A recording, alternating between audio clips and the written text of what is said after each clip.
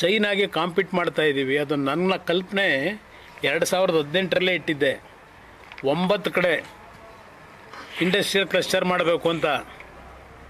ಈ ಜಿಲ್ಲೆನ ಯಾರ್ಯಾರು ನಿರ್ನಾಮ ಮಾಡಿದ್ರು ಅನ್ನೋದನ್ನ ಮುಂದೆ ಹೇಳ್ತೀನಿ, ಈಗ ಹೇಳಲ್ಲ.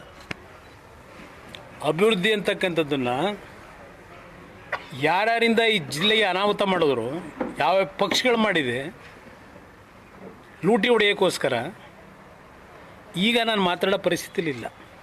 ಹೇಳ್ತೀನಿ, ಅದು ಕಾಲ ಬರುತ್ತೆ.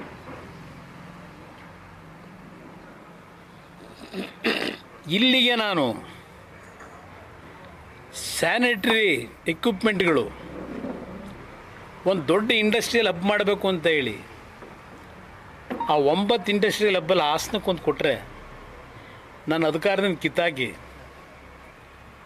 ಇಲ್ಲಿ ಫೀಸಿಬಿಲಿಟಿ ಇಲ್ಲ ಅಂತ ಹೇಳಿ ಹಾಸನದಲ್ಲಿ ಅಲ್ಲೆಲ್ಲ ಬೇರೆ ಜಿಲ್ಲೆಗೆ ತಗೊಂಡೋಗ್ತಾರೆ. ತಗೊಂಡೋಗ್ಲಿ, ನನ್ನದೇನು ಅಬ್ಜೆಕ್ಷನ್ ಇಲ್ಲ. ಈ ಜಿಲ್ಲೆ ಜನ ಏನು ಅನ್ಯಾಯ ಮಾಡವ್ರೆ? ಏನು ಅನ್ಯಾಯ ಮಾಡೋದು ಈ ಜಿಲ್ಲೆ ಜನ? ನಿಮಗೂ ಓಟ್ ಹಾಕಿಲ್ವಾ? ಇದು ನನಗೆ ನೋವು. ಇವತ್ತು ಏರ್ಪೋರ್ಟು ಬಹುಶಃ ರಾಜ್ಯದಲ್ಲಿ ಬೆಂಗಳೂರು ನಗರ ಹೊರತುಪಡಿಸಿ ಒಂದು ಜಿಲ್ಲಾ ಕೇಂದ್ರದಲ್ಲಿ ಏರ್ಪೋರ್ಟ್ ಆಗಬೇಕಾಗಿದ್ದು ಮೊದಲನೇದು ಹಾಸನದಲ್ಲಿ. ಏನೋ ದೇವೇಗೌಡರ ಒಂದು ದೊಡ್ಡ ವಿಷನ್ ಇಟ್ಟಿದ್ದರು. ಆ ಸಂದರ್ಭದಲ್ಲಿ ಗುಲಾಮ್ ನಬಿ ಆಜಾದ್ ಬಹುಶಃ ಸಿವಿಲ್ ಏವಿಯೇಷನ್ ಮಿನಿಸ್ಟ್ರ್ ಇದ್ದರು. ಅವ್ರಿಗೆ ಕನ್ವಿನ್ಸ್ ಮಾಡಿ ಬಹುಶಃ ಅವತ್ತು ಬೂನಹಳ್ಳಿ ಮತ್ತು ಹಲವಾರು ಹಳ್ಳಿಗಳು ರೈತರ ಜೊತೆ ಕೂತು ಪಂಚಾಯಿತಿ ಮಾಡಿ ದೇವೇಗೌಡರ ಮೇಲಿದ್ದಂಥ ಅಭಿಮಾನದಲ್ಲಿ ಆ ರೈತರು ಆ ಕಾಲದಲ್ಲಿ ಭೂಮಿ ಕೊಡಲಿಕ್ಕೂ ತಯಾರಾದರು. ಆ ಹಳ್ಳಿ ಜನ ದೊಡ್ಡವ್ರಿಗೆ ಇದ್ದಿದ್ದು ಪ್ಯಾಸೆಂಜರ್ದು ಏರ್ಕ್ರಾಫ್ಟ್ ಮಾಡಬೇಕು ಅಂತ ಅಲ್ಲ, ನನ್ನ ರೈತ ಬೆಳೀತಂಗಂಥ ಬೆಳೆ ಏನಿದೆ ಆ ಬೆಳೆಯ ಒಂದು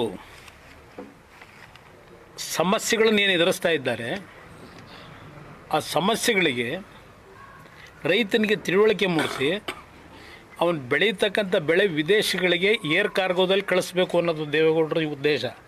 ನನ್ನ ರೈತರನ್ನ ಆರ್ಥಿಕವಾಗಿ ಮೇಲೆ ತರಬೇಕು ಅಂತ. ಏನು ಮಾಡ್ತೀರಿ ಅವರಿಗೆ?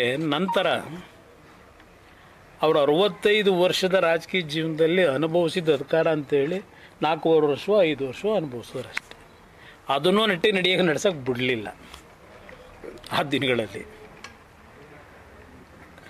ಇದು ನಡೆದಿರತಕ್ಕಂಥದ್ದು. ಈಗ ಎಲ್ಲ ರೀತಿಯಲ್ಲಿ ರೆಕಮೆಂಡೇಷನ್ನು ಕೈಗಾರಿಕಾ ಇನ್ಫ್ರಾಸ್ಟ್ರಕ್ಚರ್ ಡೆವಲಪ್ಮೆಂಟ್ ಬೋರ್ಡಿಂದ KIDBಗೆ ಸುಮಾರು 143 ಕೋಟಿ ಹಣ ಯಾವ್ಯಾವ ಬಾಬ್ತಿಗೆ ಬೇಕಿದೆ ತಕ್ಷಣ ರಿಲೀಸ್ ಆದರೆ ಸಂಪೂರ್ಣಗೊಳಿಸ್ಬೋದು ಅಂತೇಳಿ ಡೀಟೇಲ್ ಮಾಹಿತಿನೂ ಕೊಟ್ಟಿದ್ದಾರೆ.